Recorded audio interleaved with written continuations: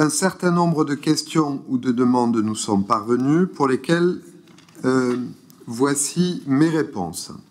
Sur les 81 décisions pointées, 47 ont effectivement été signées avant le 29 janvier, date d'envoi du document de séance du 7 février 2024 et du document des décisions du maire. Sur ces 47, 43 concernent des concessions funéraires dont l'envoi se fait par paquet, en un seul coup, par le service cimetière, avant d'être télétransmis en préfecture par l'eau. Excusez-moi. Pour les 4 autres décisions, donc pour les décisions numéro 2024-038 et 039 portant sur les conventions CAF, les crédits n'ont pas encore été perçus par la ville.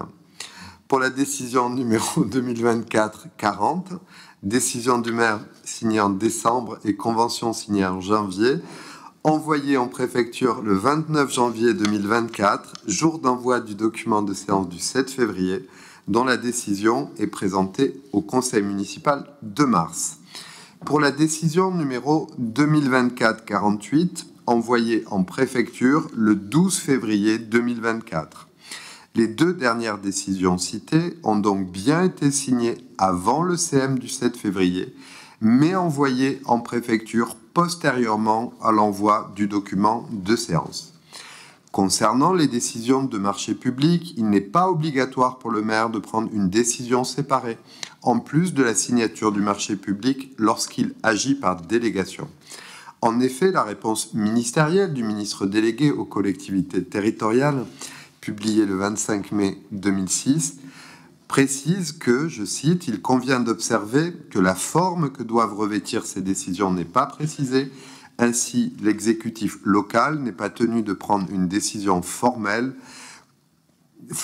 distincte de l'acte qu'il se propose d'adopter. S'agissant d'un marché, la décision peut constituer la signature apposée sur le contrat lui-même. » Concernant les décisions 2024, 52 et 53, elles concernent la participation de 2 élus au voyage mémoriel que la collectivité a organisé dimanche 24 mars au camp d'Auschwitz-Birkenau. Ce voyage, coordonné par la direction du développement culturel, a rassemblé 140 personnes, dont un groupe de jeunes, encadré par la direction de la jeunesse et de l'éducation populaire, un certain nombre d'élus en responsabilité de la municipalité ont été invités afin de participer à ce voyage. J'ai bien noté, vous concernant, Monsieur Cerne, votre demande de participation. Voilà les réponses sur les décisions du maire.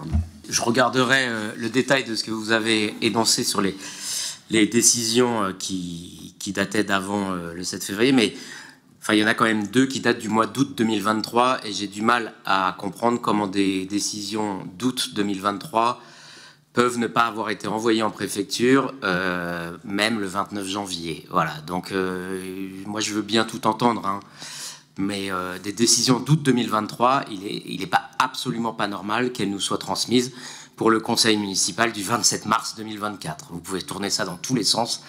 Voilà, parce que sans ça, en plus, enfin, je veux dire, à quoi ça sert d'avoir l'information sur les décisions que vous prenez par délégation de ce conseil si on les a tellement de mois après que de toute façon, ça n'a plus aucun sens d'en être informé. Et je redis encore une fois par ailleurs que vous ne nous transmettez toujours pas les décisions que vous prenez qui vous permettent pour ester en justice par délégation de ce conseil municipal, ce qui est pourtant une obligation. Vous avez raison, s'agissant des 2 décisions de 2023 que vous soulignez, c'est donc bien la raison pour laquelle, s'apercevant de l'erreur qui était intervenue dans la publication de ces décisions, nous les avons remis de manière à ce que le conseil municipal en ait la pleine connaissance.